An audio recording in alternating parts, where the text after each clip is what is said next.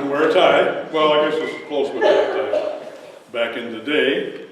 But I want to welcome everyone. A few announcements. All Saints Day is November 2nd. That's what, remember, All Hallows Eve was supposed to be the day before, but the church kind of moves to the next Sunday. So keep that in mind. And Bible study. We will have a Bible study again. We just went through Ecclesiastes. I being the leader of the Bible study and being a fan of Solomon. Next we're going to go into Proverbs, the book of Proverbs. So that will start Wednesday, November 5th. We have a week or so before that. Any other announcements to be made? Other than the Lions are playing at 9:30, so and the score, never mind. They're behind already. All right, that's so anyway, any other announcements? Yeah. First one is Ecclesiastes, chapter 1, 9 through 11. People that know me know that I'm a big fan of the book of Ecclesiastes.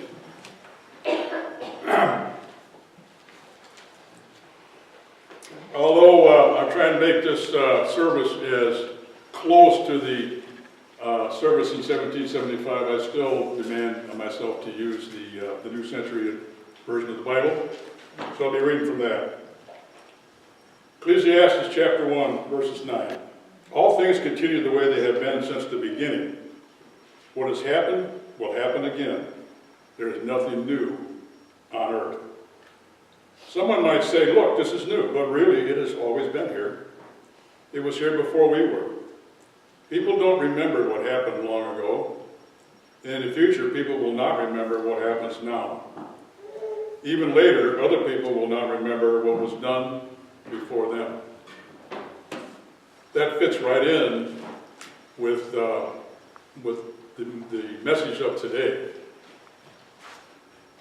So, before I get into character, I just want to mention a few things that bother us today. Ebola in Africa, now in America.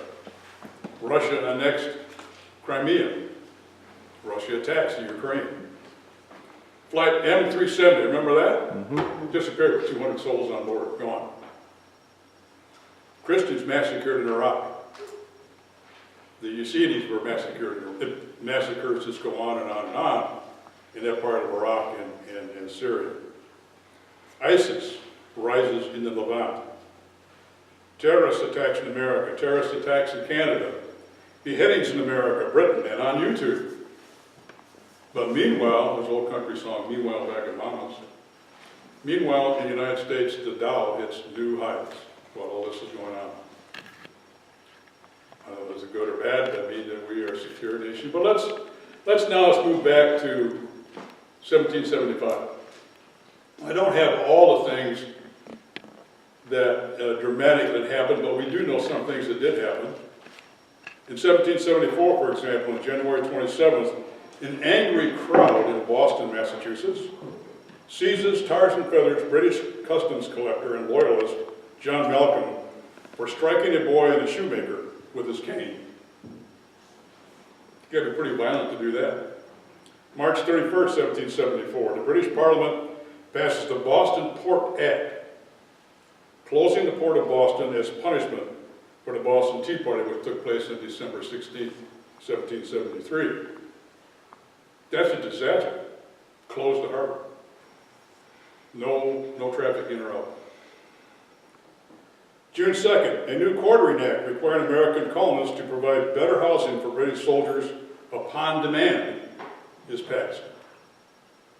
September 21st, George Mason and George Washington founded the Fairfax County Militia Association, a military unit independent of British control.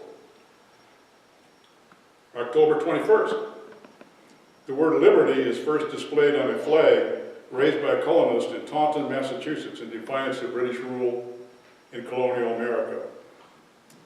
And on October 25th, almost exactly 240 years ago, the Eddington Tea Party takes place in North Carolina, marking the first major gathering of women in support of the American cause.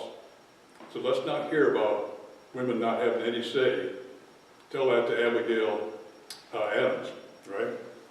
And in 1775, on February, I ordered 1775, February 7th, the Parliament of Great Britain declares the province of Massachusetts Bay to be in rebellion. April 19th is the Battle of Lexington and Concord. So now in walks Jacob Duché. He's a pastor. He's been asked to speak at Christ Church, and he's speaking there on July 7th, 1775. Now originally I thought, well, I'd go through this and kind of convert the whole thing to modern day English, but as I went through his sermon several times, I thought, no, it's pretty powerful. I don't really want to change it. I just dropped out a few words that are no longer used and a couple places where their phrasing is a little bit different. But I'm just going to go try to do the best. A few of the people here have seen an individual, a good friend of ours called Jake Jacobs from Wisconsin, present a piece that he read from his, and he did a very good job. I'm going to try to go along those lines and present this the way that Jacob Duché may have done. Okay, Galatians chapter 5. Part of the first verse says, "Stand fast, therefore, in the liberty wherewith Christ hath made us free." So I thank you for the invitation to speak. We share your concern with the events of today. I consider myself both as a minister of Jesus Christ and a fellow citizen of the same state involved in the same public calamity as you. We look up for counsel and direction to the source of all wisdom, who giveth liberally to those who ask it. This is my opportunity to address myself to you as a free man, both in the spiritual and temporal sense of the word. I will suggest to you a mode of conduct which will most likely, with the blessing of heaven, to assure you the enjoyment of this liberty. Stand fast, therefore, in the liberty wherewith Christ has made us free. Paul was aware that the freedom of spirit was the important part of Christ's ministry that caused the Galatians to convert. Paul would not stand for those who taught Judaism or sought Judaism for them. They who would force the yoke of their Gentile brethren, which neither they nor their fathers would bear. Paul is also angry with the Galatians for not maintaining their ground and asserting their gospel freedom against those who were trying to bring them into servitude. O foolish Galatians, who hath bewitched you? What charm had made them submit tamely to the slavish carnal ordinances which the gospel of Jesus had abolished? If you read through Galatians, what he's speaking of here is some people from the Jewish community tried to get them to follow the archaic laws. Some are from the Bible, and some are, as you may be aware, were made up by the Jewish synagogues as they went along.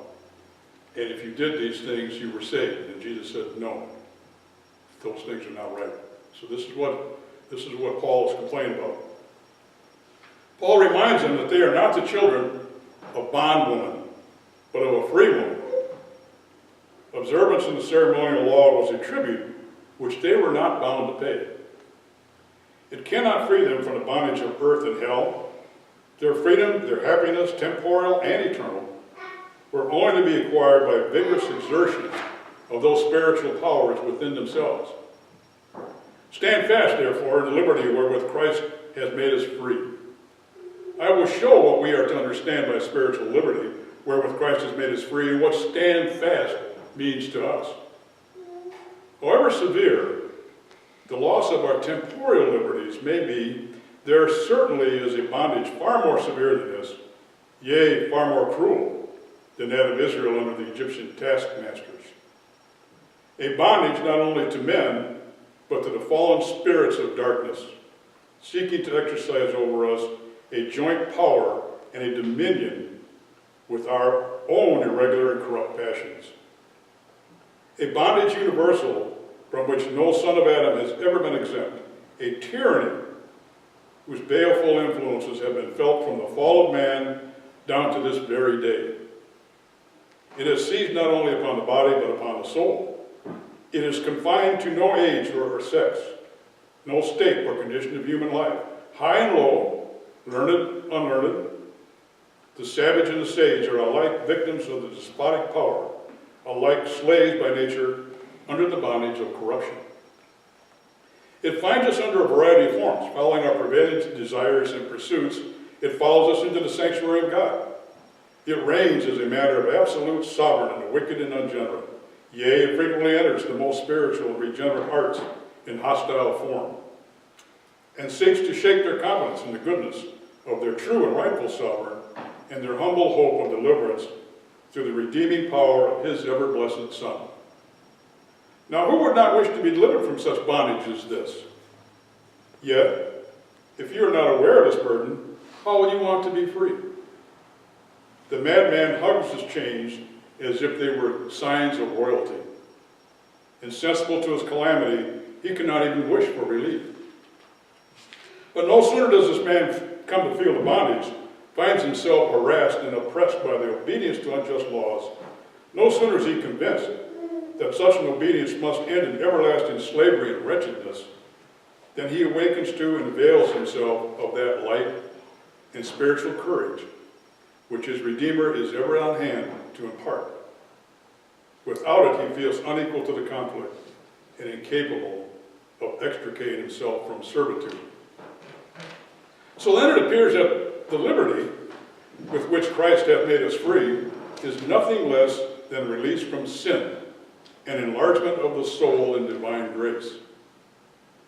These glorious privileges, once obtained in being adopted into the family of God, and having received the seal of his heavenly citizenship, your conduct must be to stand fast. That is to say, maintain firm and unshaken the ground which Christ hath given you. Be ever vigilant and prepared against the open or insidious attacks of your adversary. You are not commanded by Paul to march out upon the devil's battlefield, but only to stand fast. Be ready to resist and repel the most daring attempts of your foe. You know that if you are taken captive, slavery and woe must be your everlasting portion. But if ye conquer the conflict, that the life, liberty, and joys of heaven will be his everlasting reward. Now, so far, I have traveled in a well-known path, spoken a language familiar with most of you, and which you have long accustomed to hear from the pulpit. Now I strike into another path, which, though it may not always end in everlasting joy as the former, yet it will lead to happiness of an inferior kind indeed, but which is highly necessary to our present temporary state of existence in this world. If spiritual liberty causes you to look forward to a glorious hereafter, well then, civil liberty must at least allow to secure your well-being here. I believe it will be easy to prove that the latter is as much a gift of God in Jesus Christ as the former, and consequently, that we are bound to stand fast in our civil as well as our spiritual freedom. From what was said in the first part of this sermon, it must appear that liberty is from heaven, divine virtue, her parent, and that for eternity they have been inseparable. The hearts of all intelligent beings are living temples in which they ought to be jointly worshipped. We have the authority of divine revelation to assert that this globe of earth was once the favored spot on which liberty was sent to reside, and that the first man felt and enjoyed her divine influence within and around him. But the same revelation tells us that our own experience cannot but confirm that when man lost his virtue, he lost his liberty too. And from that fatal period became the subject of bondage, of corruption, the slave of irregular passions, at war with himself and his own species, an alien in his native country, a sorrowful stranger and a weary pilgrim in this world of woe. Jesus was sent to teach us how to regain, contend for, and enjoy liberty in its full, noblest extent. By nature, surrounded with innumerable wants, which our own single unassisted hand could by no means supply, exposed to innumerable dangers, which his utmost strength and sharpest foresight could not possibly ward off, it must surely have been his wisdom of the Father that first taught man